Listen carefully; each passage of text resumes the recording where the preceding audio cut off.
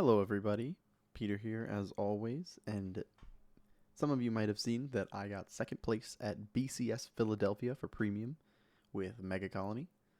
Now, I did already make a Twitter post about this deck, but I felt like I wanted to make a video for this one because I want to go a little more in depth on some of my card choices, uh, techs, for example, that I could have run, but I chose not to, why I chose to run what I did run, and why I chose to not run what I did not run. In addition, I wanted to talk about matchups, how my tournament run went, and sort of everything in between, including like the general game plan of the deck, things like that, because I do think that this deck does have a few of its general game plan elements not necessarily that well known despite how successful this deck has been. In fact, it has gotten, in terms of top 4 finishes, it has gotten, I think, the second most this season. So it has an absurd conversion rate, especially because outside of like 3 events this season total, it has not been in the top 4 most played decks. So it converts better than it is played at. So without further ado, let's get into the deck profile itself. Here's my certificate. It's all creased because I put it in my backpack to get back home. So, first up, we're going to talk about our main deck. Obviously, you got to run your starter.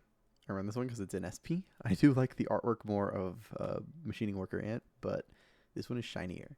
If they made an SP Worker Ant, I would probably run that instead. Especially because it gives a little more of a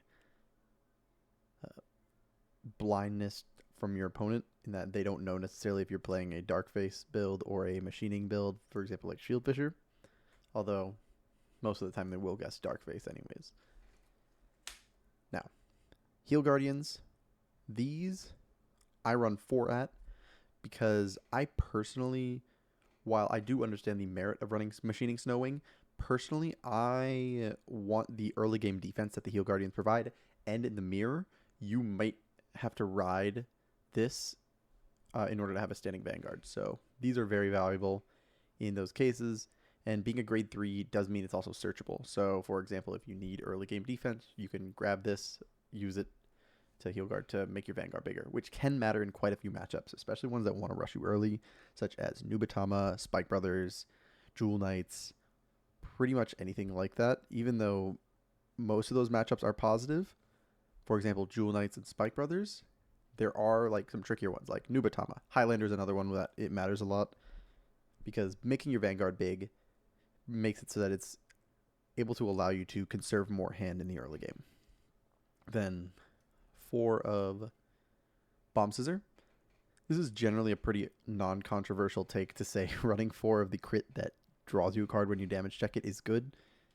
It's also able to work with any grade 3 you ride on because Gredora is a Dark Face, so it's super easy to meet the conditions to just call it down and swing. In fact, most of the time, I will just call this to front row, Malignantis to -10 the opponent, boost it, and then just have a rear guard that is actually swinging for a real number. So it's very helpful in those cases. 4 stride crits, not really much explanation needed as well. You want to be able to stride, especially because you are not necessarily running too many grade 3s in terms of like excess, so being able to just have the extra stride fodder is nice. 3 draw perfect guards. Generally, this is the safer option. Now, I have considered running grade 1 perfect guard, maybe a 1 copy, to be able to run an extra crit, but I was testing that about 1 or 2 nights before the premium event for Philly happened, and I ended up going, I needed that extra draw trigger generally, especially because I needed that extra grade 1 space. That's one of the biggest parts about draw PGs that not many people will think about, is that it opens up the amount of space you have in deck building significantly compared to if you have to run grade 1 PGs. And then Bless Favor. Now, I know that some people were running the purple OT. This name is a long one. Nyx Lazelia. Some people were running that instead. Some people will run blue OT. Some people will run red OT. Yellow OT is even an option, but This one in general is just the all-in-one package. The heal is nice, the crit is nice, the draw is nice, the front is nice, because then it makes it so you give the 100 million to one thing, and then you go, okay, this one's still got plus 10k. That means that even if you block with a PG for that one, you're going to need a lot for the other one. So overall, this one's just the overall safer pick, which is what I went for, because I wanted to have at least some level of aggro on a overtrigger, the extra crit mattering, and then I also wanted the heal because sometimes that matters as well. So then we're going to go into the grade 1s. Little Dorcas, the V version. Now, I know that some people run the G version, and I actually ran the G version back in 2023 in Toronto, and while it was nice, I personally prefer a few different elements about this version over the G version. While the G version does guarantee you Darkface or Gredora, you don't necessarily want to search those. Sometimes you just want, for example, High Class Moth. Sometimes you want a Heal Guard. Sometimes you want like Angel Ladder or Antlion. Just a piece. Also, it is a significantly decent beater. It is able to be 13k. Especially when your opponent goes down to 3, 2, 1, or even negative power. This being 13 matters quite a bit. So that's helpful. And it's a 10k shield, which means that you can actually block with it more effectively than with the G version of Dorcas. 3 copies of High Class Moth. This one's not really a controversial take. Saying High Class Moth is a good card is pretty much the safest thing you could say about Megacolony. This card countercharges, it prevents intercept, it recycles. It's just really good overall. And it's searchable off of grade 3 searches, so it allows you to run it at lower counts, but you still want to run some because sometimes you have to clear them in order to do specific plays, in order to not use up too much hand. So running 3 means that you're at least able to keep getting multiple. 3 Brilliant Blister, specifically the V version. Now, this one I know that like some people run 4, some people run the G version as well. Most of the time, I'm not even using the actual effect for disrupting with Brilliant Blister. Most of the time, I'm just using it because it's a booster that bounces. So it means I have a board that builds itself and then clears itself at the end of the turn, allowing me to sort of mirage a board. And when going for an N-Pix Peeker play, it allows me to have exactly 3 rear guards with double resist column, so that if I play against Nubatama, they cannot dominate stuff without using Rine, but if I have pseudo cards in hand, they can't do anything except for Mukuro or Dagoku. So very useful in that case. And also, your opponent knowing you have it completely changes their attack patterns if they are a good player, and just that alone makes it so that guarding turns get significantly easier. And for our last grade 1, running, this is the Spicy Tech Light Element Peeker. It's hilarious. On Thursday night before Philly, I had a final. I finished the final, but right before I took it, I was like, okay, I need something with resist that Megacolony can run. So there were a few options, and this is the one that I ended up settling on the night before the event. And I was rooming with Charlie, and he had 2 SP Peekers. So I'm like, I will buy them off of you. So I bought them off him, and then I did not have a third SP one. I just had a regular one in my possession. So for the event, I did not have a full SP set. I just had the 1 double rare, 2 SPs. But let's go into why I chose Peeker and why I was not running a few other things. So I know that some people run things like Spite Hopper, some other cards. For example, Mistoff. I actually ran Mistoff at Sacramento, and the reason why I cut Mistoff was because with Megacolony, one of the big things is when you are deck building, you're kind of sacrificing one matchup that's rough for a different matchup that's rough to be checked. And what this does is it covers Chaos, Narukami, and Nubatama. These were decks I was expecting to see more than I was expecting to see Nova Grappler and Aquaforce, and I called right. Because Nova Grappler has really rough a really rough time into Katrina. And in addition to that, Nova Grappler also, unless you play like perfectly like Robo Frenzy, you will have a rough time against Nubatama as well. So 2 of the more successful decks this season eat Nova Grappler alive. Meanwhile, Narukami at least has a decent matchup spread-ish. It's able to aggro and kind of ignore what the opponent wants to do. And so it can sort of cheese its way into like a 3-0 in Swiss and then usually fall off from there. And Chaos Breaker is one of those decks that people refuse to learn how to play against. And because of that, that means that it's always worth having a game plan against it, especially because then that means your mental load that you are taking on is going to be significantly lighter going on through the day if you have things that are dedicated to making this matchup easier. So, very helpful. And in addition, the second ability, the +2, actually is not once per turn. So, in the mirror match or against like something like Shiryuki, every time your Vanguard gets attacked, once it's at reduced power, it keeps activating. And so that matters. That actually mattered a lot in 2 of my matches. That mattered in my top 32 match against William Garcia, and that mattered in my top 8 match against Antonio Tut. So this card actually carried, and it was a tech that I put in like right before the event. So it ended up going crazy, and I know that multiple people had to read this card for the first time because they're like, what? I've never seen this card before in my life. So, yeah. And then the one Sanctitude, pretty self-explanatory. It's free against pretty much every deck, unless you're playing against a deck that wants to go Stunverse, for example. And then, other than that, it is a Blitz order, so it gets around Sentinel Restrict, meaning against things like OTT, this just goes crazy.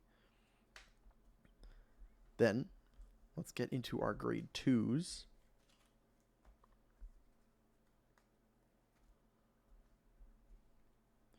We're running 4 copies of Sweet Cocktail. Sweet Cocktail, very good card.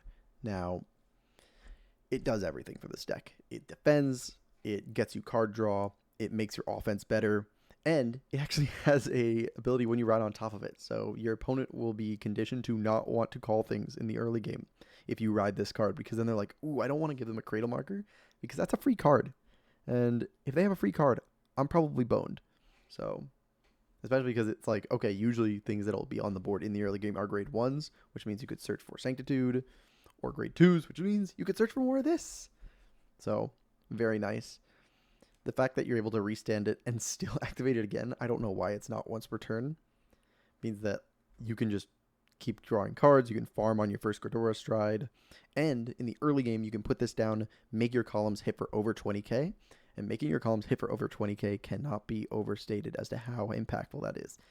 That makes it so that in mirror matches where you're going to want to probably grade 2 game, or in like the Nubatama matchup, you can just pressure your opponent really hard, and they don't really have a response to it most of the time. Because you're like, okay, 22, 15, 22, and good luck. So making it so you're able to draw cards while also making your opponent lose more cards, very helpful. Then, 3 copies of Aspronia and Saphira.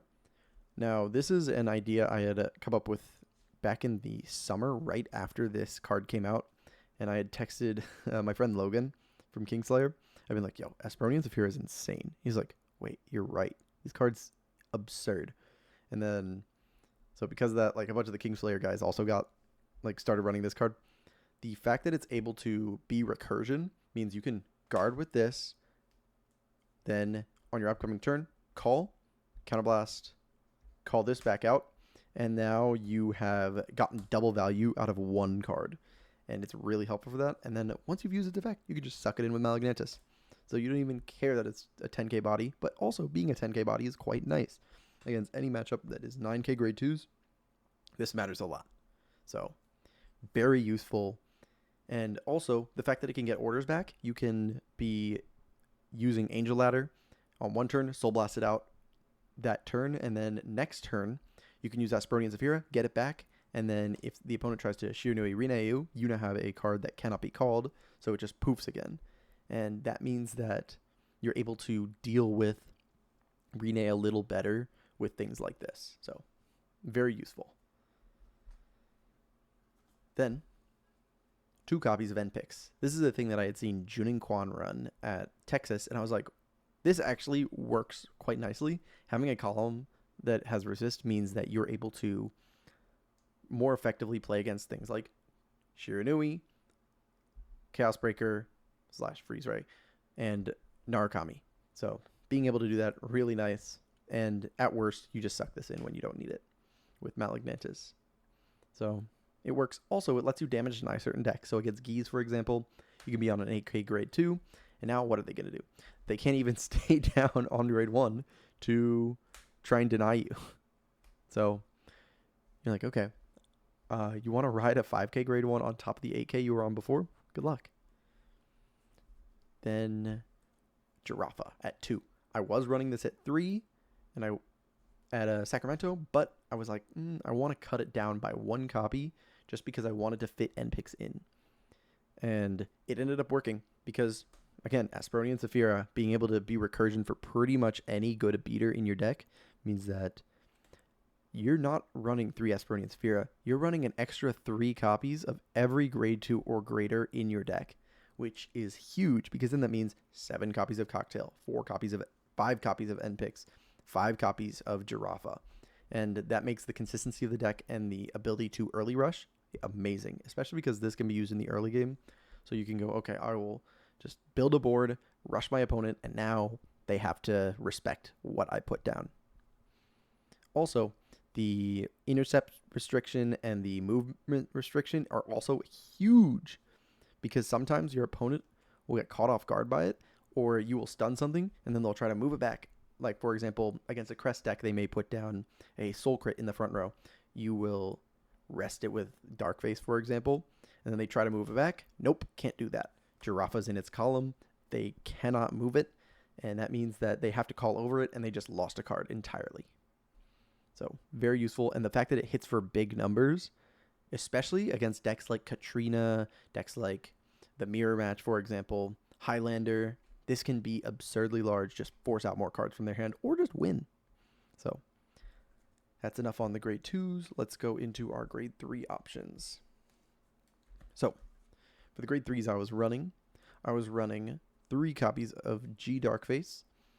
Now, this is, ironically enough, not your best grade 3 to ride, but the big thing is, when you need it, you need to see it immediately. So I run more copies of this because it is your going first plan, and if you ride it going second, you don't care too much against most decks, so it's a whatever. And, I mean, the GB2 is one of the strongest GB2s in the game. In fact, I would argue one of the strongest abilities in the game. Just being able to disrupt your opponent not once per turn is really strong and makes your opponent have to rethink a lot of the plays they do, or else they might just get caught with their pants down. Then 2 G Gredora. This card is your ideal ride. Going second. And going second, this card is amazing. First up, the countercharge / CB stealing means that you are able to have a much more sustainable game plan because then you don't need to see Moth as often. In addition, the column lock means that against things like Royal Paladin or Nubatama, they are limited on their attacks. And in fact, against Royal Paladin, it means that they will not be able to activate Crystal Luster effectively. And if they can't activate Crystal Luster effectively, you just win the game immediately. I actually played against a Royal Paladin player in round 1 of Swiss that I column locked him on his double force. And then I just went, okay, you can't stand anything either. And he's just like, I scoop. So this card alone can just win you matchups straight up. In fact, against Astral Poets, this card makes it impossible to lose because you go, okay, I'm going to countercharge and you counterblast, and then I stride, use Gredora's skill. You can't call to your center column. So now Valkyrion doesn't have the ability to be called, and now they literally cannot play the game. So this card being so disruptive is huge for a lot of matchups. Highlander as well. This card's able to just make it so they're like, okay, put a lot of force markers on that circle, and now I can't call to it. Crap. And that allows for their offense to be weaker, which lets you save more cards in hand to be more aggressive. Then, 2 copies of Hell Demise. It's your restander. It allows for extra attacks, which is nice. It also rests your opponent's rear guards, which actually matters every now and then, because sometimes your opponent will try to be cheeky and leave rear guards standing, so you just go, no, you didn't. I'm going to rest it right now. And because of that, it's really nice. Then Antlion. Now, I know some people do not run Antlion, but in my opinion, this card is mandatory.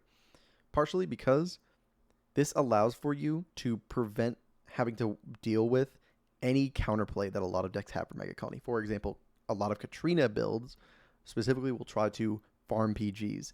And if you go Antlion, those PGs are just dead cards in hand now. And now they have to deal with these grade 1s with no shield that need to deal with a very big rear guard with a crit. And if you can restand it, that means that it's like, okay, well, whoops, I have to use my PGs on the 3 other swings. And now, oh, whoops, I've lost 6 cards in my hand, and I have to deal with 2 swings with a crit that are like 2 or 3 card guard minimum. So it's like, okay, well, if you don't want to die to this, you kind of have to burn like 10 to 14 cards in your hand every time this goes off, like every turn that you can do a double of this. And that makes Asproni and Zafira really helpful as well, because now you're not running 1 Antlion, you're running 4 Antlion. So the moment you see 1, every Asproni and Zafira you see is another copy of this. Also, being a grade 3 means that it's searchable off of Gredora's ability, so you can just call it out in a pinch. And if you hit the OT, this becomes a 3 crit rearguard that your opponent just cannot guard. So good luck to them if you do that. Because it's like, okay, oh, you're at a decent position right now? Nope, you are done. You've lost. And then finally, Angel Ladder. Part of why I picked Angel Ladder over Caliburn or Forbidal is because Angel Ladder is pretty much good for this deck in every situation. Another grade 3 insult, it filters, and the protection means that against Nubatama, against Link Joker, and even the Mirror, this card is insane, because now it's like, okay, I can swing with my Vanguard first, and I don't have to worry about my opponent going Brilliant Blister, which means my rear guards are swinging for higher numbers too, because I could hit triggers and give them to my rear guards. So really helpful. And the 5k is there, I guess. It's not super impactful though. And that is the grade 3s. Now I will go into the G-Zone. So obviously for Gredora, this is one of the best strides in the game, if not the best stride in the game. This card fully locks your opponent out, and for the longest time, Gredora was not even considered on the ban list because Megacolony had no good cards. But now, Megacolony's been getting so many good cards, either from those V collections from a few years back, or just cards from Standard. In fact, the most expensive cards in this deck are from Standard. So, it's a little ironic. But, yeah, Gredora, fantastic card. Being able to lock your opponent out of the game really just makes some matchups like Neo Nectar, Katrina, Jewel Knights, or just Royal Paladin in general, Pale Moon, even decks that like are just G-Guard reliant, just makes them unlosable matchups unless you get like really unlucky, and then it just becomes a close matchup instead of an unlosable matchup. So, yeah, fantastic card. I think this card should be banned. And I've gotten 8 tops with this deck, so I think I know what I'm talking about when I say this card is absurd. Then 2 copies of Malignantis.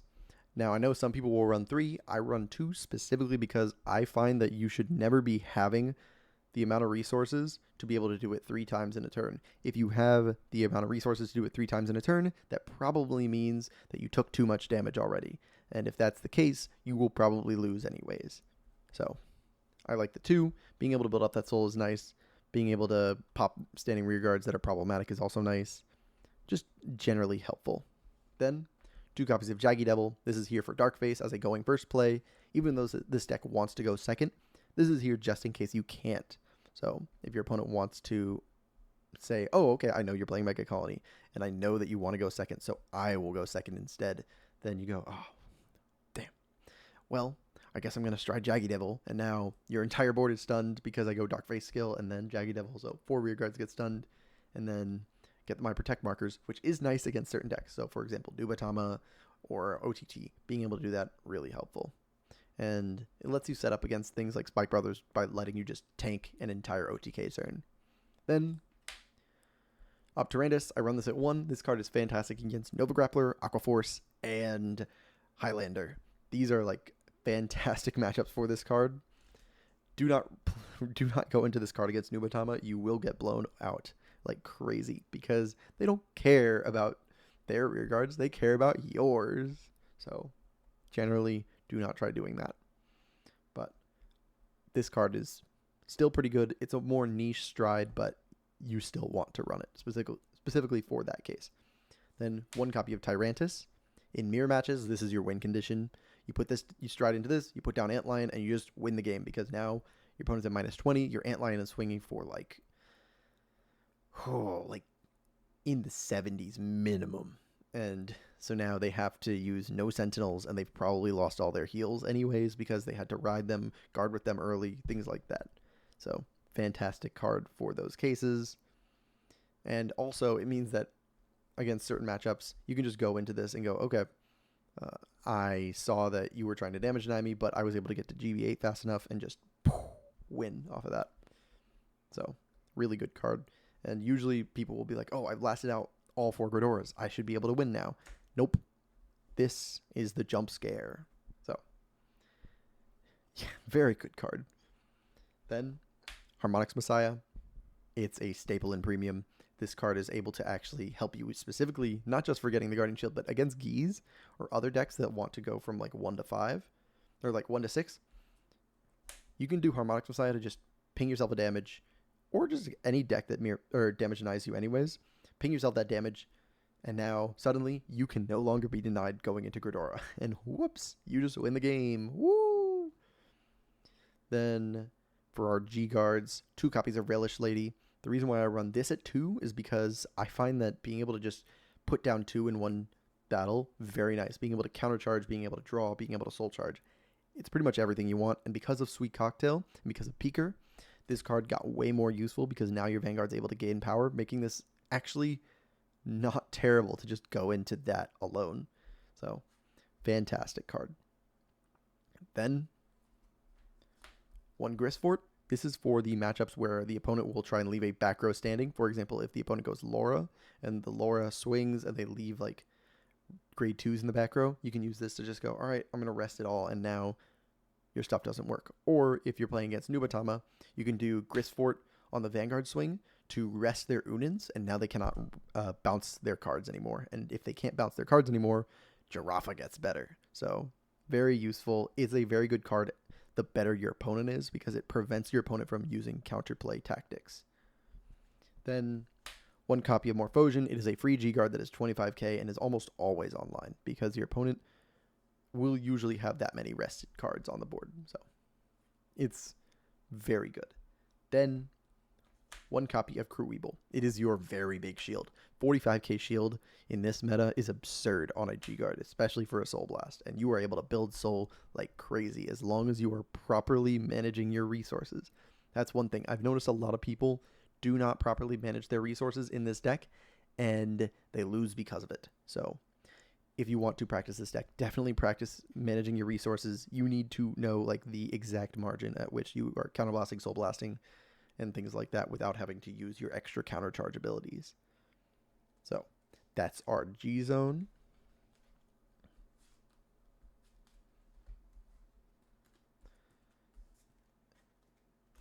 Now let's talk about our main game plan. So this deck wants to generally go second blind.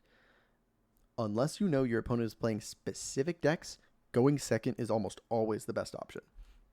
Because riding that G Gredora is super impactful. Being able to immediately get this online so that on your turn 4 you're able to countercharge for a simple Soul Blast while also making your opponent have to think, okay, well, I have to use up all my counterblasts right now. Means that you're going to burn their hand in very awkward ways that makes them really uncomfortable. So the more you're able to do that, the more you're able to make your opponent think, the better your chances are, because then it's going to create those decision points. And with every point of decision is another point of fatigue. And generally this deck is very good at grinding, but it also is very good at being aggressive. And what's the best way to go aggressive? Going second and just swinging immediately. You just call down the Brilliant Blister, swing for 16. You then go, okay, ride, call, cocktail, call like anything else, and you just go bam, bam, bam. I've drawn cards. I've pushed out numbers, and my opponent now has to respect that. That's another thing. Megacolony, part of its strength is that every single aggro piece is also a card advantage piece. Giraffa, Brilliant Blister, Asprodian Saphira, and Cocktail are all fantastic at getting your opponent to use up more cards in their hand while also either saving you cards in your hand or drawing you cards. So really good for all of that. In addition, a lot of decks going first are not particularly strong in this current meta. Granblue, Neo Nectar, both of your good matchups already, and they have an okay history collection stride, but you can just outlast that. And if you're playing against a deck with a good history collection stride, you just damage deny them and then just start pushing from there, because usually those are the decks that you don't need to aggro anyways. Now that we've talked about our general game plan, what cards are run in the deck, let's also talk about some of the cards that are not run in the deck, or at least why I didn't run them. So first up, this is technically a part of a package, but running Megacolony Battler F at 1 copy, because you take out 1 draw PG for 1 copy of a D Perfect Guard. It could be Planar Prevent Dragon, it can be the Bug from Divines, it could be the Will Dress one. It just matters that it's a grade 1 Perfect Guard. Now, I was actually on this initially in between Sacramento and Philly, but at the last minute, I decided against it because I did want a little more of that space, because that's another thing that draw PGs are huge for, is it gives you more deck building space while also keeping your Perfect Guard count the same. So that was why I chose not to run these, because while they are good, and it's definitely worth trying. In fact, Juning did exactly this at Texas, which he ended up winning. But it helps you be more aggressive, but sometimes you can't afford to sacrifice specific amounts of deck building slots. For example, if you want to run a different package, then this doesn't work. But it's definitely still worth at least considering when building your own Megacolony list. Then, Bikun. Bikun is very good into Highlander, into, let's say you're going against Spike Brothers, or things like Raging Form, or things like Overlord. Those are all decks that can get multiple Vanguard swings, and a lot of those are not the same Vanguard doing it, so a G Brilliant Blister wouldn't even do the same. But Bikun is nice because then it's a perfect guard against anything, which does matter. Or if your opponent just hits a Drag Veda, this also is good. The reason why I did not run it was because a lot of those matchups are things I already either am very confident in my way of playing against, or I already teched something else for those matchups, or have adapted my play for those matchups specifically. So that's why I chose not to run it, but it is definitely also worth the consideration. Machining Snowwing, another card that's still worth consideration. The resources are nice, but the reason why I did not run it is because it is, first up, not a grade 3, so you can't rewrite it in the mirror, which does get grindy, and sometimes you will have to ride a heal guard. And second, because it's not a heal guard, that means if your opponent rushes you, and you have a Snow Wing in hand instead of a heal guard, you're going to feel really bad. So that's why I chose not to run this. Then, for our Perfect Guard options. Nyx Lazella, very good card. I've seen a lot more people running this card in Premium ever since it came out. Very nice. The guaranteed heal is very good, and the fact that it's a +2. So it's getting 2 of the different elements of the Perfect Guard of the Bless Favor, but it doesn't give the crit, and that's why I chose not to run it. I do think this is still worth considering, though, especially for, let's say, what you're playing against. If the heal just matters and you don't necessarily need to get the crits, then this is definitely worth trying out. Red OT, Valnut. This card is... it can either be the strongest OT for the deck or the worst OT for the deck. If you get this and you have an Antline on board, you just put the power on and effect on Antline, and then you just restand, and then you just win. You can take them from like 0 to 6 just off of Antline swings if you also hit this. So definitely worth considering if you feel really lucky that day. But if you don't, and I was checking blanks all day, so luck was not necessarily on my side. That's why I chose not to run that card. Then the Eidos Faro. Eidos Faro is nice. It gives a crit It is also an additional plus, just like, so that's one of the big things. These two cards are both halves of Blessed Favor. Neither of them gets the front, but they're both +2s that do another part of Blessed Favor. This one gives a crit, this one heals. So they do have a nice utility that makes it so you're guaranteed. And this one doesn't deck you out, this one doesn't deck you out. So always worth at least trying. And then the last one, Megacolony. Megacolony, this card's hilarious. If you see this against Highlander, you just probably win. Because even if they went for the Laura ride down, you wipe their board, suddenly all that hard work is gone. Or if they hard guarded your Vanguard, then you do this, wipe, and then still get the 100 million somewhere. So like you're either able to draw a lot of cards or you put your opponent in such a bad spot that it's not looking good for them anyways. But the reason why I didn't run either of these, this one I like the heal. So because these are both halves, I wanted the combined instead of the necessarily slightly better version of half of the ability. I wanted the whole thing. And then for this one, I had not been able to test this card enough, but it's definitely worth trying out. You could get a lot of value out of this, but also if you are playing against decks like Granblue or Neonectar, this deck's not doing very much. Or this card's not doing very much because they'll have those cards on board, but those cards aren't doing anything. So yeah, whoops. Same with like Geese, things like that. In certain matchups, this card is just terrible. For Megacolony specifically, that is. Now, going into some of our grade 1 options. First, I'm going to go into some cards that could have taken the slot of Peeker that do fill similar roles, because the main reason that I ran Peeker was to deal with Nubatama and also the mirror. So, if we want to talk about cards that are good in the mirror, we can talk about Butterfly Officer, Stealth Millipede, and Area Stiller. These 3 cards are fantastic in the mirror. This one, especially in the early game, Area Stiller is really good in the late game when you're grinding it out, because then you're always able to get a perfect guard over and over. And then Butterfly Officer is countercharge. So these two being countercharges is really nice because you are starved on your countercharge in general in the mirror, because they're able to rest your Moth. They're able to just prevent you from G-guarding, so you normally lose a lot of your countercharge options. So these are both nice. This also makes it so that if you're grade 2 gaming, this card's insane. You boost with this, they either let you countercharge or they are probably forced to ride up. So very nice. The reason why I didn't run it was because I was expecting to play against more Nubatama, and I still had not yet ironed out all of my gameplay against that deck. I did like figure out a bit of the matchup, but I still needed, a little bit of more of a crutch against that.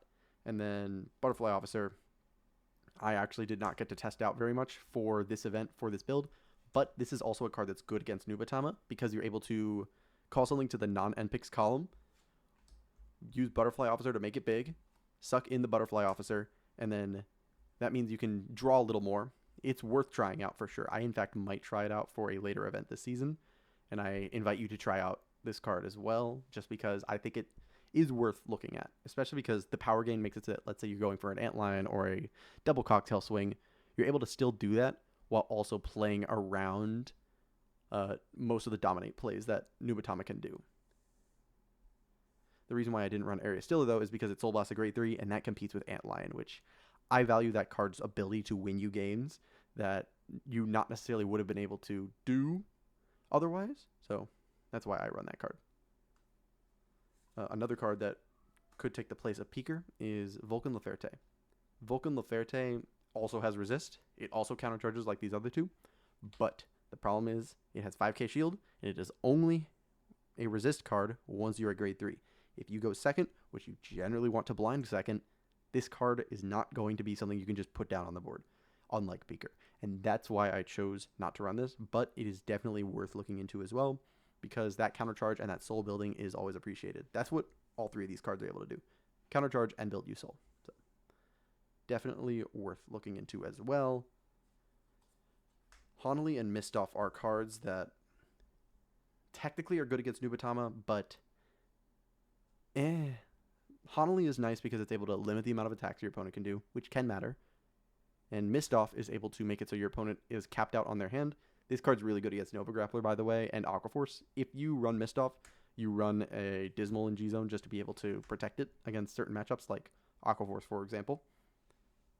But if you are not playing into those matchups, this card is terrible if you're not playing into it and you never want to have it on board. This card is actually quite good into a lot of other matchups, things like OTT or your opponent just hitting a Drag Veda. This card really helps you out in those tight spots. And this combos with Antlion in an insane way. Putting your opponent to 8 and then double swinging with something that forces out minimum 2 to 3 cards per swing means that they're either taking the other 3 swings that turn, or they're ending their turn, or they're ending your turn with no cards in hand, or you just win. So this card is really good.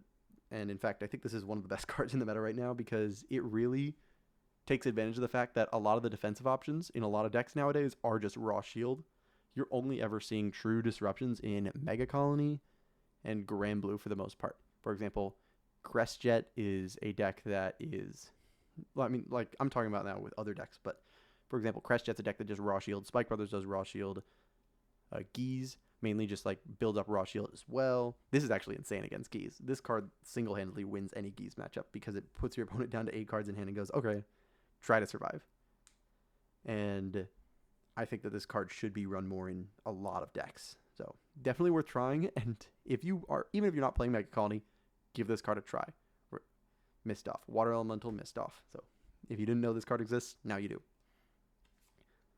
For funnier cards, Gloom Flyman. This card is one of the original hand traps of Vanguard. It's when you guard with it, rest a grade 0 on the opponent's side.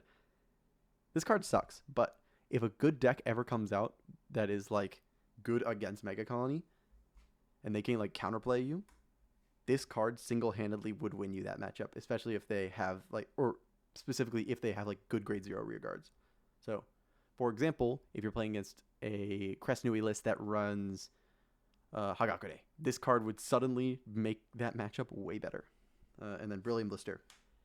Not many good decks restand the Vanguard specifically now. A lot of them re-ride or restride, things like that. Not a lot of them restand. So because of that, I don't run this card anymore. There were good decks in the past that did restand the Vanguard, but not currently. Then, Machining Hornet. This is a card that could take the spot of Dorcas, but this card needs to hit, but it does build you soul and digs a little deeper, which is nice. So definitely worth looking into as well, but it doesn't get as big as Dorcas, which is another thing to consider. Belle, she's good against Narukami and nothing else. I ran her in 2022 at the end of the year, and that actually won me a Narukami matchup and would have won me my top 8 game against Narukami if my opponent did not defensive OT on the first swing of the turn. But this card is outdated at this point. A lot of cards you could run for Narukami are just other things, like, for example, Laferte or Peeker. G-Dorcas. The reason why I don't run G-Dorcas, a few. First, it's a 5k shield, which means you have a little bit less defense. Second, you have to actually call it down to the board instead of riding it potentially. It's a 7k instead of an 8k. And in addition, it doesn't hit for particularly large numbers. The 7k is important offensively when you ride it, but also calling it the 7k instead of a Dorcas that becomes a 13 means that this is not hitting magic numbers. At least not to the extent that V-Dorcas will. So that's why I don't run that card. It is still worth looking into, though, because it is also extra stride fodder, which is nice. Turbulent Signal is a very funny card. It could just mess your opponent up in ways they didn't even know were possible, but realistically, this card will not be seeing play for a very long time, unless suddenly Cradle becomes really good. In which case, yes, this will probably become one of the best cards if Cradle becomes really good. Rollock is really good going second, but you want a card that is better than just on the first 2 turns. Rollock is really good into ride down metas or into grade 2 gaming metas. That is not either, like, the current meta is neither of those things. So because of that, I don't run this card anymore. I did run it at Worlds, and it did come in handy, but it wasn't handy enough for me to consider keeping it in the deck. Urgula is nice in the mirror, makes your Vanguard unable to be chosen by Malignantis. Good against things like Yuki as well. Good against V-Shear, or good against Mukuro, but most of the time, if this would be there and your opponent would Mukuro, they'll probably just go for something else instead. Because this just makes it like, oh, okay, now you have a targetable rear guard instead. So, whoops. You played around one thing, but then got eaten alive by their much more aggressive option. Spiteful Hopper, I saw Juning run one of this. It's okay. It's Soul Blast, which can be useful in the mirror because Soul Blasting is very easy to do in the mirror, but it requires you to be in a specific state of the game that I don't think running this card is particularly worth it, because you have to be like, it's so situational, and I don't really like situational cards that much. In fact, I don't usually like running cards for specific matchups very much either, unless it's like a very popular matchup that I should be expecting to play against. And then Phantom Black. This card makes your Antlion play way scarier, because then suddenly they can't use normal units either, which means they have to guard with just raw triggers. And if they already probably have to keep their hero guards in hand just to potentially re-ride, and they already can't use their draw PGs, that means that realistically they can only guard with like 8 to 9 different cards in their deck against this boosting Antlion. And because this is a 14k booster with a potentially 27 or 37k rear guard, that means that it's hitting for 51 on a potentially negative, so effectively a 71. They need to use usually around like 4 cards in hand just to block that, if not more, potentially 6. And that, depending on if they're running, like, for example, if they're Spike Brothers using like 10k triggers. So this card's pretty good, but I didn't run it because it's a little too situational, just like Spiteful Hopper. So that's why I chose not to run that. And that's all the like main grade 1 options that are just like their own standalone thing. Now, there's also grade 2 options that I chose not to run. In fact, some of these cards are ones I've run in the past in decks. Armor Beetle. This card is fantastic if you are on a Shield Fisher Dragon build, because it prevents your opponent from boosting, which means that now a lot of things don't hit anymore. Because it's like, oh, okay, I need to boost, and then, oh, I can't, which means I can't hit with this entire column anymore, and the back row doesn't work anyways. And then Maple. Maple's a card I ran at a lot of events. I've been running this card since like the start of 2022, or start of 2023, and I also ran it in Order Colony back in 2022, right in between set 5 coming out and Ruination getting hit to 1. This card's really good, but I wanted to run the end picks specifically, so this card was the most disposable of the entire deck. So I was like, okay, this is going to get cut. What else am I going to cut? Which ended up being a 3rd copy of Jirafa getting removed. So now it was just 2 copies. The reason why I didn't run Armor Beetle was because it felt like the things I had to rest were not necessarily good enough, and it wasn't getting enough reward at the time. So that's why I chose not to run that one. Steel Ant. This card sucks. Like, it's a cycler or ride fixer, whatever you want to call it, which is the really good part. But just like Rollock, it's only good on the first 2 turns of the game. After that, this card's horrible. Like, actually one of the worst cards in Megacolony, probably. And that's unfortunate. I wish it did something like Cradle, but it doesn't. So you have to hard draw this card that you don't want to see late game anyways. So you need to run high counts just to be able to see at least a copy consistently in the early game. And every copy after that is just a brick. So it's really rough. Battler S. This card's pretty good. It is able to do a mill out game plan as well. I did that a lot in 2023 by just milling my opponent out. Because you can like fake loop it. You can do like 7 with just like running 3 Battler S and then sucking in with Malignantis a few times. So it's pretty good. But I found that why try and mill them out and play a long game if I can just kill them with Antlion and just try and pressure them earlier. So that's generally why. It is nice though, and it does build you soul, but I also found that if you are playing long games and this soul charges, it's gonna hurt eventually. Like, you might just run out of cards in deck faster. It decks you out, and because of that, that's why I stopped running it. Actually, like, I was decking out in like games, or like getting too close to deck out, so this ended up hurting me more than helping me. Mantis. I ran this card back in 2022 before I tried Jirafa. And then after that, after I tried Jirafa, I'm like, wow, this card really feels way worse than Jirafa. Jirafa's a way bigger rear guard, and it's a guaranteed +1. Meanwhile, this is a, you look at top 6 and potentially +1, or you just counterblasted for a 6k and that's it. And if you counterblast for a 6k and that's it, it feels horrible. You just feel like, oh man, I just wasted an ability. And I just wasted a counterblast that could have been something else. And that's where it really sucks. So that's why I stopped running it.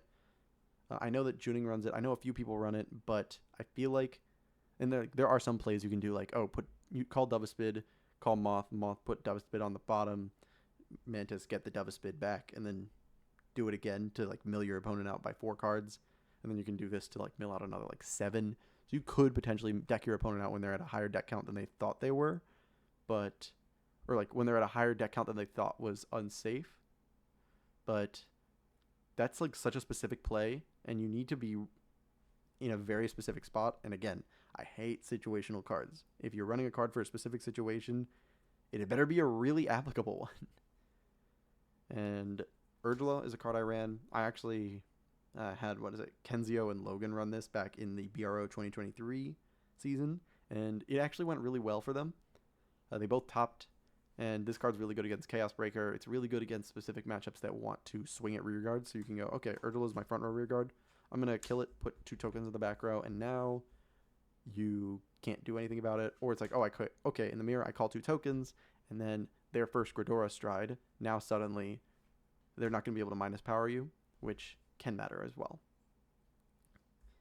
But the reason why I stopped running it was because a lot of the matchups where this mattered, the Peaker NPix does the exact same thing. So, yeah, and also Chaos Breaker is not particularly popular right now. Megacolony Lancer is a card that I was trying out a few times. I've tried this card out a few times because I'm like, oh, free power gain. That's so nice. But the problem is it doesn't gain the power for the turn. So that means that every time you do it, it might be smaller the next time you do it. So it's rough. And it caps out at 19. Meanwhile, Giraffa, when this would get 19, Giraffa would get 25k power. So it would become a 34. And that's a big difference. That's a near double difference. And when that's happening, when your opponent's on a minus power Vanguard, this is way worse. So, unfortunately, this has been cut every time I've tried it. And then for grade 3 options. In Largolv, this card's pretty good, but I found that it's a card that clashes with Asproni and Saphira in terms of what they do, and this one is a little bit worse than Asproni and Saphira in my opinion. Asproni and Saphira being able to do it for a counterblast, and also being a grade 2, means that you're still running shield. It means that you are still able to actually get your other stuff going. And the fact that Asproni and Saphira lets you get that antlion consistently while without clashing with it does mean that you're able to use a more diverse amount of resources, which helps a lot. Duvaspid, I know that people have been playing this. Some people think it's a staple. I disagree heavily. I think that this card gets you eaten alive by people that actually have practiced the Gredora matchup, which you'd be surprised. Not many people have actually practiced that matchup, but the 2-card guard and the mill are nice, but if your opponent can actually deal with that, for example, if you're playing against like a Katrina player, they can just 2-card guard. They get a billion cards in hand anyways. But this is far worse at actually finishing the game than Antlion is, because Antlion actually has a crit on top and gains power. This is just a 2-card guard. And Antlion preventing the Sentinels means that decks that want to farm PGs to play against Gredora and like defend and try and like stall out the game have a way better time against this than they have against Antlion. So this card just doesn't do enough in my opinion. Inlet Pulse is a card as well that I think the draw is nice, the soul is nice, especially a grade 3 in soul is nice because it helps Antlion actually win you the game. But the problem is I think you either have to hard draw this or you have to call this instead of something like Hell Demise. And if you're calling this instead of Hell Demise, you feel terrible. So that's why I chose not to run this one. Especially because like having this on board versus having like a cocktail on board, the cocktail is getting you way more cards in hand, especially because it's also making you have bigger columns anyways. Because then a 14 into a 19 versus a 13 into a 13, or let's say an 18 into an 18 because you called 2 cocktails, or let's say you called a cocktail on this. The 19 does work a little bit better with like a 13 booster than the 18 with a 13k booster. So that also is a matter to actually consider. And Intrude Scissors, this card is a relic of the past, honestly. This card used to be really good, but ever since Cocktail came out, this card got way worse because Cocktail was using up all that soul, and this was just gaining power, like just gaining power for itself, meaning that, like, sure, you're now hitting for a pretty big number here. What about the other side? The other side, And Cocktail is effectively getting that same power because it's giving itself 5k and it's giving the Helldemites 5k. So that 10k is just split in half and given to two things instead of centralized on one card. And it's also drawing you a card. So generally this has been phased out. V Darkface is a card that also, I tried that back in 2022 as a ride up because it was the only Megacolony grade 3 that actually wrote up, like actually did something on ride up and also got a protect marker. And it was okay. The main reason people run it is to pick off specific pesky rear guards. So you're like, okay, well, that rear guard's annoying. I'm just going to get rid of it and search for something off of it. Or you can like get a Sanctitude against like Dimension Police, things like that. But I think that it's, like, at least in my personal opinion, I think that this card requires a little too much to be, like, a little too much stuff done with it in order to actually work properly, because you either have to run this as your only cradling source or you need other cradle rewards outside of just itself. So that's why I chose not to run it. And then that's all like the unit cards, like the main deck unit cards that I have chosen not to run that are actual considerations to run in this deck, and that I've also given like actual reasons for each of them. So you can potentially try them out yourself, because again, my list is not necessarily a solved list. It is just what I found was correct for the environment that I was playing in. And I mean, considering that I placed the highest out of all the Megacolony players, I would assume that that is hopefully proof that I know what I'm doing about, you know, choosing the correct Megacolony list for the event I was playing in. But here's some Regalis pieces that I chose not to run. Forbidal. I like Forbidal. I think it's a really good card, but the problem is you have to make more deck building concessions in order to make this card actually worth running. Forbidal is a good card. It's a +1 that thins your deck by 2 potentially, but it's dead in the Megacolony matchup. So in the mirrors, which I was expecting to see, at least in some capacity, this card doesn't work. And against, and you would have to run one of these other cards. And if you don't feel like these cards are worth, or for example, Rotting Usurp Dragon, which I chose not to run because it's a shieldless version of Maple, which I had already cut, then it's not really worth putting in if you're not going to put in any of these, because otherwise you're going to need Moth plus something else. And I mean, it's okay, but not as good as it could have been. Then Radiance Caliburn. This card actually is worth considering, in my opinion, more than Forbidal, because this card is good at literally every stage of the game. You either send it to Soul and countercharge, and also that means, so you're either building 2 resources at once, one of them being a grade 3 in Soul, which is important for things like if you want to try Area Stiller, or if you want to kill your opponent with Antline, or it's a draw 2. A draw 2 is always good, and especially because that makes Antline a little better too, because then you have the 2 cards immediately. You can turn that 1 card into 2, and then call the rest of them down, and Antline now can swing. So definitely worth trying out as well. The reason I didn't run it was because I thought Angel Ladder would be a little more important, because Angel Ladder is definitely better against Nubatama than Caliburn is. And because of that, I'm like, okay, well, I need to consider this actual matchup that I know I'm going to play against at least once. And it ended up coming in perfectly for me, because I did actually go Angel Ladder against Wyatt in the round 5 of Swiss, and that mattered. But we'll get into those matchups later. I'm going to first also talk about some other options, specifically packages that I chose not to run. And you might have noticed one of those packages that I chose not to run immediately, Stamping Red and Morsi-Roro. This package was insane back in the 2023 Springfest meta, specifically because there were so many ride-down decks, and Cocktail was out at that point, that doing these made it so that you were able to punish people for riding down by going, okay, most ride-down plays will Soul Blast and also call something down to board, usually a grade 1. So you're able to go Stamping Red, Cradle a grade 1, Morsi-Roro, kill the grade 1, search for a Brilliant Blister and either a Sanctitude or another Brilliant Blister, or if they called a grade 3, you search for a grade 3 to add to hand plus a moth, or if they called a grade 2, you could add cocktail to hand and then call another cocktail. In general, it just let you get a lot of value, and you were doing Forbidal without, like, before Forbidal even came out, which was really nice, especially because it was a hard once per turn, but that meant that you could do it multiple turns in a row. You could even like search another Morse row off of the Cradle search. So yeah, you were able to like potentially keep doing it, which is actually very nice, especially compared to Forbidal. But it eventually fell by the wayside when riding down became worse. So this ended up going away.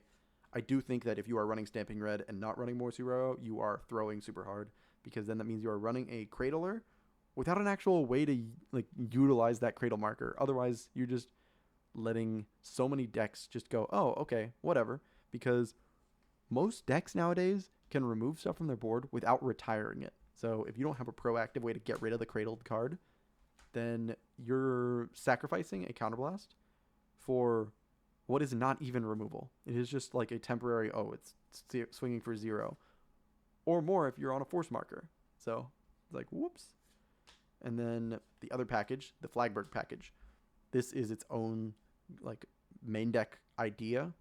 A lot of the game plan is relatively the same. This is just more aggro, but it sacrifices a lot of its defensive options and is a huge resource sink, which I do think is worth pointing out as well. So because of that, I don't think this is worth running, because also its going first is way worse. And even though Megacolony is a blind second deck generally, if your opponent knows that you're playing Megacolony and they know it's a blind second deck, they can make you go first, and suddenly you get punished hard if you run this as your main grade 3 instead of a Gredora and Darkface package. Because while Gredora is not necessarily the best grade 3 ride-up turn ride, if you're going first, it is still at least doing something. This is at most like drawing you a card. You're not killing your opponent on that. They probably have a lot of defensive options. They went second. They have a Guardian Shield and Quick Shield, and then they had extra cards to draw because they got the first drive check. So they just have more options than you. So that's why I chose not to run this. I thought that the Gredora and Darkface package was a little bit better. Also, I think my copy of RX is actually a little gray, or I think I actually got one of those misprints that I've seen people show off of like the, oh, it's gray instead of black, which I never noticed, which is crazy because I've played this deck before. But then last card, Overwhelm. I've seen people play this card. It's a good card, but a lot of the time I'd rather be going into something else. Usually GB8.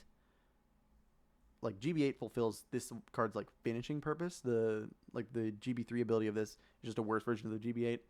And against certain decks, that GB3 is never activating. And the draw effect, usually I'm like, what deck would you want to draw against that you wouldn't just want to go, okay, stun the board against? Like Nubatama maybe, but even then, against Nubatama, you'd rather do the stun the board just to potentially win off of them not having a ride up, or them not being able to ride up and stride, because the crest does mean they can only ride the Oberos or potentially a Zanki if they run it.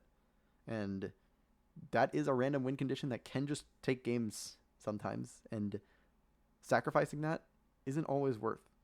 So that's why I chose not to run this. Especially because offensively, while it does gain power, your opponent can still G-guard. So you might get punished really hard, and you're only attacking 3 times if you're on this. So you're not pressuring your opponent very effectively. You're not stunning your opponent either, and you are not hitting for as hard as what other 3 attack options that make you tall instead of wide will do. So that's why I chose not to run this. And with that, that is all of the cards that I've considered in this deck, and why I chose not to run them, and why you can consider, or why you should consider running them at least. But without further ado, we will then go into my matchups. So for our matchups, there are 3 main types of matchups. Section 1 of matchups is ones that you stop from playing the game and generally have a like 80-20 matchup at worst. Things like Royal Paladin, Neo Nectar, Fenrir / Astro Poets, Grand Blue, Gold Paladin, Shadow Paladin, Pale Moon, things like that. Gear Chronicle as well. Decks that cannot play the game against you if you are playing properly. And those ones are ones that you want to practice them initially just to be able to get a feel for it. Also Geese as well. Those are matchups that you want to test against to make sure that you are not the one that loses to those. You don't want to be the one that gets laughed at by a bunch of people because you threw against a matchup you should have won. But then after that, generally, once you have the matchup down, you don't need to keep testing it very often. People might ask you for help on that matchup. I know that that's happened for me at locals or from people that I played at tournaments. But after that, generally, it's pretty smooth sailing.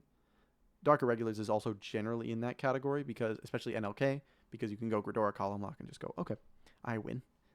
Because now you can only do one NLK and you are far more limited in what you can actually attack with. Section 2 is matchups that are not necessarily a you stopped them from playing the game matchup, but are way better than people think because, sure, Gredora doesn't stop you. What about all my other cards? Is my general card quality and preventing you from G-guarding and making you have to just keep calling cards down gonna stop you? Like, what are you gonna do to deal with that? Things like Dimension Police. These are all like favorable matchups that you should be winning. So, Dimension Police, Regalia, things like that. Stuff that you don't necessarily stop them from playing the game. Overlord as well. But because you have a generally higher card quality and because you can disrupt them, for example, Dimension Police, even if they run the resist monster, Darkface still works. You can still just rest it on call, and now suddenly that card doesn't work. Or Dizoris, you can just rest it on call. Whoops, now that doesn't work anymore. And if you just properly grade 2 game Dimension Police, for example, then it becomes way smoother sailing. These are matchups that you want to practice a decent bit, but once you have those matchups down as well, it'll take longer than getting the Section 1 matchups down. But once you get the Section 2 matchups down, it should be smooth sailing as well. One big thing, though, is that it's far more taxing on your fundamentals. So definitely get those down because it will matter. You will play against those in tournaments. If you don't think you will, you're wrong. You will play against them at least once at a major event. I know I played against quite a few of these at major events this season and last season. So definitely, please test those matchups. They are far better than you think. And a lot of people that play those decks think that they beat Gredora, but that's also because they haven't played against people that actually know how to play against them. And that's the big thing. Then, Section 3 matchups. Matchups that you will actually have to either tech for or practice a lot for. These ones, generally, it's very good that they are not like preventing you from playing the game. None of these prevent you from playing the game.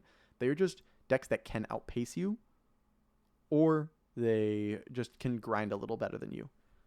Examples of these: Nubatama, Chaos Breaker, Highlander, Nova Grappler, Aquaforce. These are ones that are going to be matchups you want to test against. You can run techs for these matchups as well. For Chaos Breaker, also Narukami. Against Narukami, Nubatama, and Chaos Breaker, you can run the Peeker NPix package, and if you do that, Narukami and Chaos Breaker become very positive matchups, and Nubatama becomes pretty close to like an even matchup as long as you don't just like lose all your draw power off of like not drawing it or something like that. But there are some matchups in there that you cannot necessarily tech for, even though you can use just the Mist Off to prevent Nova Grappler and Aquaforce from working. Against Highlander specifically is the one that it's going to be really hard to tech for it because they run Mist Off and they run it way better than you do. They can Pumo it down and suddenly you are in a bad spot. But this is where it matters. Antlion is technically your tech for Highlander because you're forcing cards out of their hand. The way you have to play this matchup is to be as aggressive as possible as soon as possible. The moment you can just go push, push, push, they now have to respect your game plan, and that's actually how I won one of my matches against Highlander in Philly. Was I saw they were at 3, I had 2 cocktails in hand, I had a Brilliant Blister and a Soul Crit, and I just went, all right, I'm just going to push you. This is a 23 here. Do you have enough to guard that? He didn't. Went to 5, Vanguard swung, and he was not at very high hand. Because the moment that they cannot use Heltrata against you as a Megacolony player, you are smooth sailing now. Because suddenly their offense has screeched to a halt. And now you are in a way better spot to just keep the pressure coming. And so, because of that, please practice these matchups a lot. Tech for them. Specifically, tech for the ones you expect to see the most. If you expect to see Nova Grappler, if you expect to see Aquaforce, run Mistoff. If you expect to see Nubatama, if you expect to see Chaos Breaker, if you expect to see Narukami, run the package for Resist. Either a NPix Peaker or NPix Vulcan Laferte or NPix with Butterfly Officer. Any of those options work pretty well, and because of that, they all are pretty useful. Then, against Highlander, run aggro pieces, either running more Brilliant Blisters or running Butterfly Officer just to make your swings bigger. Those can do you wonders. Making the Antlion bigger in general also would help a lot, because then it's like, okay, well, I'm going to force you to use 3 cards, maybe even 4 cards, just to block this one swing. How many times can you keep blocking it? And if they can block it, they probably just went down to too low of a hand count to be able to re-ride, stride, and also have 3 cards to discard off Heltrata. So please practice these Section 3 matchups, and I beg you to do it, because once you do, it'll make these matchups that seem hard feel way easier. And if you tech right, you can make it so that you only really have 2 truly negative matchups in this meta. And if you can do that, that means that you'll be able to have smooth sailing, especially because a lot of those negative matchups, once you learn how to play properly, they're not like a 70-30 split. It's like 60-40 at worst. And a 60-40 worst matchup, meanwhile your good matchups are like 90-10, 80-20, or 100-0. Suddenly, that goes way better. That risk reward is absurd. So that's one reason to consider actually playing this deck. Just the matchup spread is too good. So with the matchups talked about of the deck's general matchups, now we can talk about what matchups I played against throughout the rounds and throughout Top Cut. So for the matchups I played against throughout Swiss, first round I played against, actually it was hilarious, someone that I played against in round like 4 or 5 of Swiss at New York in 2023, and I knocked into the X2 where he then dropped. He did not play another game of Vanguard between New York 2023 and Philly 2024, and I was his final opponent of 2023 and his first opponent of 2024. When he saw that, he was just like, oh my god, this guy, seriously? And it was a heartbreaker for him because of that. He was playing Alt Mile, one of my best matchups. I just column lock him after he had like double force marker, and then because of that, he just couldn't do anything anymore. Made it really rough for him, and because of that, I won pretty convincingly. He did scoop after I like made it so he had like 1 card in hand, or like 2 cards in hand, column lock, stunned board, 5 damage. He's like, yeah, I can't win this now. So that ended up being that. Round 2, I played against actually Marshall Demorest. He actually got 4th at Yu-Gi-Oh! Nats 2024. Yeah, 2024 Yu-Gi-Oh! Nats with Yubel Fiendsmith. I'm pretty sure he was the first TCG top 4 Yubel Fiendsmith, because the deck, or the Fiendsmith cards had just come out at that point. And he was really chill. I think I've met him before, and like at a previous event, because I was already friends with him on Facebook. So yeah, it was really chill to talk to him. Really nice guy and really good player. But unfortunately for him, he was playing Geese. I was playing Megacolony. And that is one of those matchups that realistically, if the Megacolony player knows what they're doing, the Geese player should not be winning. Even if they run specific techs for it, like the V starter, if you still know that they were probably playing a Geese deck, which you can tell pretty quickly because they probably don't have very many stride options, then you can take advantage of that fact. And also, if they call down the Hamiel, you just go, all right, I'll rest it now. Good luck. So that's one of your better matchups. You flip up the Harmonic Messiah, Geese cannot deny you damage anymore, and you just win off of that because you are more aggressive than them. And if you go like Jaggy Devil, for example, you just go double protect 2 on 1 circle, and then you restand that side. So generally, you should be winning that. Please, I beg of you, do not rush against Geese. If you rush against Geese, you will lose because they will swing at your rear guards now. And now they have an opportunity to go into Geese with the 5-0 Dragons because, they now have 5 triggers hit. Ride, win, whoops. Shouldn't have done that. So, yeah. please do not rush a Geese player because you will regret it. I've seen a few people lose to Geese because they did that, and then I roasted the hell out of them. So round 3, I played against Eric Ayala. He actually got top 8 at New York last year, or I guess technically now because it's 2025, the year before last. But he got top 8 at New York 2024. He was playing Highlander this time, and I did beat him. He was the one I was talking about in the matchups, saying, oh yeah, I played against a Highlander player where he was a 3. I had the 2 cocktails. That's exactly how I ended up winning. Really chill guy, though. Really good player. But I just had enough aggression to be able to make it so he could not block. And I did hit crits. So it made it so it's like, okay, you're either taking this and dying from a crit or taking this and dying from a crit. Because he did hit a heal on 6. He did not have a 7th trigger. Or a 7th heal. So because of that, it ended up being my win. Round 4, I played against Charlie. He was also playing Highlander. It was looking pretty good for me until he did the Laura ride down. And once they Laura ride down, you're probably screwed. Because now they have so much card advantage, because especially if they Anj next turn, that you probably can't do anything afterwards. You can't crack that hand unless you are running Mist Off, and I had specifically chosen to cut that card because I was expecting to not run into matchups where I needed it. And for the most part, I was correct, except this time. So Charlie ended up taking it over me, and it was a hell of a game, though. I should have gone Obturandus because it would have at least made it so he had to play a little more awkwardly, because then he was approaching deck out already. So it was a play that in hindsight I should have done.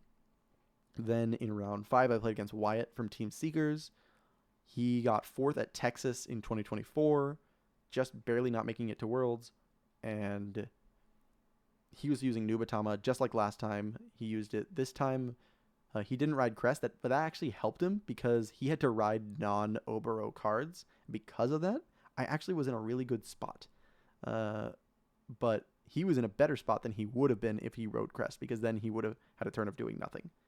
I had the NPix Peaker play set up, and then I did Angel Ladder for a turn to do a more aggressive play, and I had 2 pseudo cards in hand, so because of that, it became unwinnable for him, and I ended up taking it in the next turn with an Antlion swing. So that ended up winning me the game and making me 4-1 going into the last 2 rounds of Swiss, which were actually reliefs for me because I played against Neo Nectar, a friend of mine, April. She's been to Worlds every single year I've been so far, and she was using a friend of mine from local Stars Neo Nectar list. It's based on being more aggressive than the traditional French variant of Katrina, but she did not ride a grade 1 token maker because she runs, I think, like 6 to 8 grade 1 token makers that do it on ride. She instead rode Rosarium Fairy, and then next turn she rode into Horticulture Elf, which did still get to make a token, but unfortunately for her, and actually unfortunately for me first, I had to ride Gredora, which I don't want to do because she did make me go first, which because that build of Stars does want to go second, and so because I had to go first, it was already a rough spot for me, but even worse because I had to ride the Gredora instead of the Darkface, because Darkface against Katrina is way better. Being able to go, okay, rest that column and then PG, I can now save my defensive options for later. Or my actual main deck defensive options for later did matter, and I didn't really get to see many card advantage pieces for most of that game, which did suck, but I ended up squeaking it out. She was hitting a lot of crits, which was making it so even though I was at 3, those Force 2s she went on were now swinging for 3 as well, and I'm like, ugh, please, I just want to take a damage. I did end up being at 3 for pretty much the entire game because of that, but I ended up squeaking out just because I saw that she had almost all of her triggers out of deck, so I 2'd past her Vanguard. She hit a crit on the first one, went all in, and I'm like, you're not hitting another trigger here, and I was right. So because of that call that was correct on my end, I ended up winning the game because I knew even though I didn't have the Antlion anymore, I would be able to just do the play that a lot of Gredoras think is optional or optimal of just going, okay, I'm just going to keep playing until you keel over and die. And yeah, it actually worked that time, but I do think that relying on that game plan is not necessarily the best. So I did end up making it to 5-1 at that point, and then in a heartbreaker of a final round, I played against my friend Lewis Wynn, also known as Barry on Discord, Twitter, social media in general, and he was playing Grand Blue. We were both on the lower end of the X1s. Our tiebreakers were not very good, especially because my round 1 opponent, I'm pretty sure, dropped almost immediately. So because of that, I'm just like, oh no. Whoever loses this is probably not making it into top cut. And I was right.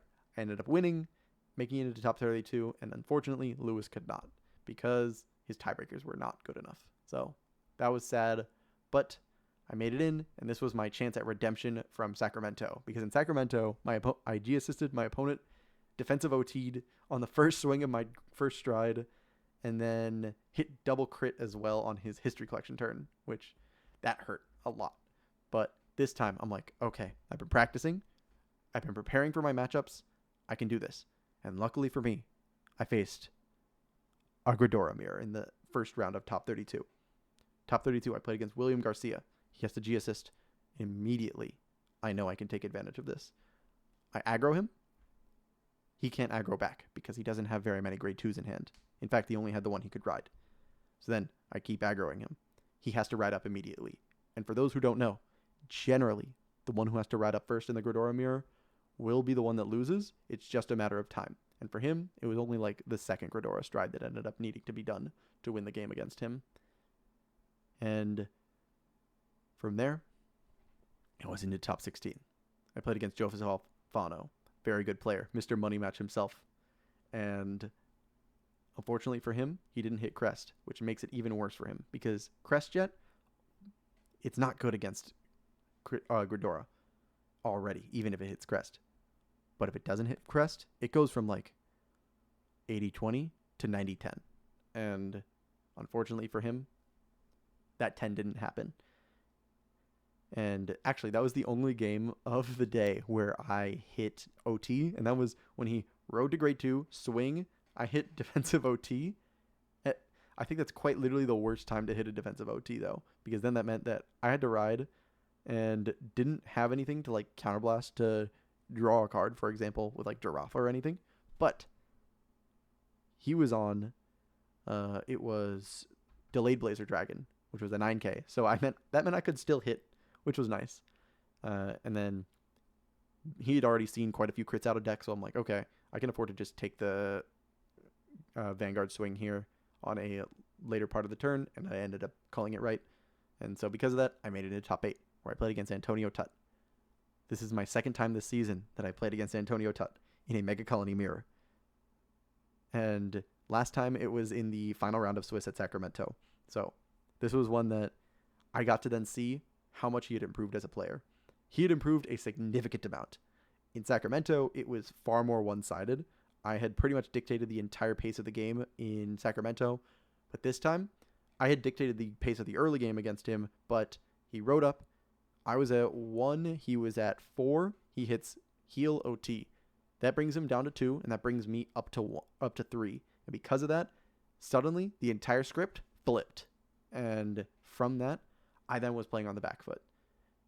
He hit, I think, 2 other heals that game, and that made it so a lot of my hard work throughout that game kept getting undone. But luckily, I managed to clinch the game because it was a long one. It went through all 4 Gredoras and a GB8 turn, with still one more turn after that. So I think that means it was like 9 turns per player. And unfortunately for him, when he stood after my GB8 turn, he stood, drew 2 cards in hand, immediately swing with Antlion as Vanguard, discard 2. He had an open counterblast. If he had gone for the Malignantis to suck in to -10 my Vanguard, he would have won that turn. But because he did not, I won to pass his Vanguard by going Sweet Cocktail. He let it go, so my Vanguard gained power and I drew a card. So now it was even power. I guard with another 5k, 1 to pass. It doesn't break, and now his columns are 10 and 20. I have a 10k shield in hand. He swings with the 20, I block it. And now the game has ended. It was overtime. That was turn 3. Even if it was turn 2, I would have won but from damage differential because I had 4 damage, he had 5. And with that, I was in top 4, where then I played against my friend Rudy. He went first, and with that, he tried to rush me a bit. I hit a defensive, which did help, but then I then tried to rush him back. He hit a stand trigger, which made 2 of my pieces suddenly offline. Dorcas stopped being a 13, and Brilliant Blister was no longer able to bounce. But that didn't matter because he then did not ride up. It turned out after the game, when we talked, he did not have a Rising Nova in hand, but he had a bunch of grade 3s. So he wanted to try and grade 2 game me. But that was the issue. Because he tried to grade 2 game me, I just immediately went into Ride Up Darkface, Jaggy Devil, and then I stunned his entire board. I stunned all 4 of his rear guards, and then after that, I was able to just pressure him more. Funny thing though, I hit a blank, blank, blank, and another blank, blank, blank next turn. And with that though, I was just able to dictate the pace of the game, and I won off of that, especially because Spike Brothers does not have very much it can do once Gredora gets going.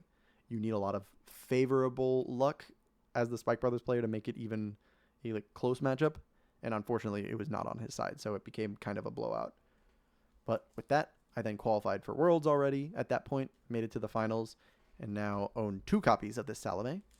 But we'll talk about the finals. The finals was against Mike Meepaul, another friend of mine, and we both went to the bathroom right before the match, and then we're like, whatever happens, happens. No hard feelings, regardless of who wins. And with that, we played our game. Man, it was a fast one. I specifically did a setup where I was playing around Rene, I was playing around History Collection Stride. But if he saw that and instead went for a Dagoku, which I didn't know if he ran it or not, then he would win that turn. And that is exactly what happened. And so, because of that, he won against me on his 3rd turn. And with that very good call, I congratulated him. It was a fantastic game to play and a great way to conclude the day. And so with that, that was how my tournament run went. I then qualified for Worlds. Now I have 2 of these, which is nice. I can try running these in Alden now, which would be funny if I ran prize cards in a deck that is honestly just okay at best. Because then people would be like, you psychopath. Why are you running these cards in this deck? But that was how my tournament run went, and I was pretty proud of how I played. I definitely was playing on the edge for most of that tournament because I was playing against, 2 Nubatamas, 2 Mirrors, and 2 Highlanders throughout the 12 games I played that day. That means half of my games were those ones where you have to really just think really, really hard. And man, it was fun. It was fun. I got to really lock in, got to get into that nice flow state, and where everything else goes away except you, your opponent, and the table. And that's the kind of gameplay I live for. I'm happy I got to play that well, and I'm happy how the day went. Even if I got second and not first, I'll simply just try to practice for the World Championships so I can potentially do better there. And with that, if you enjoyed this video, be sure to give it a like. If you had any suggestions, questions, things like that, just be sure to comment or just hit me up on Discord. My Discord is thatpeter, THAT_PETER. And if you liked this video and want to see more like it in the future, be sure to subscribe because I'll be trying to upload more videos now that I am not necessarily doing as much testing for BCS events and more just practicing for Worlds. So without further ado, this is the Full Throttle channel. My name is Peter as always, and I'll see you guys next time.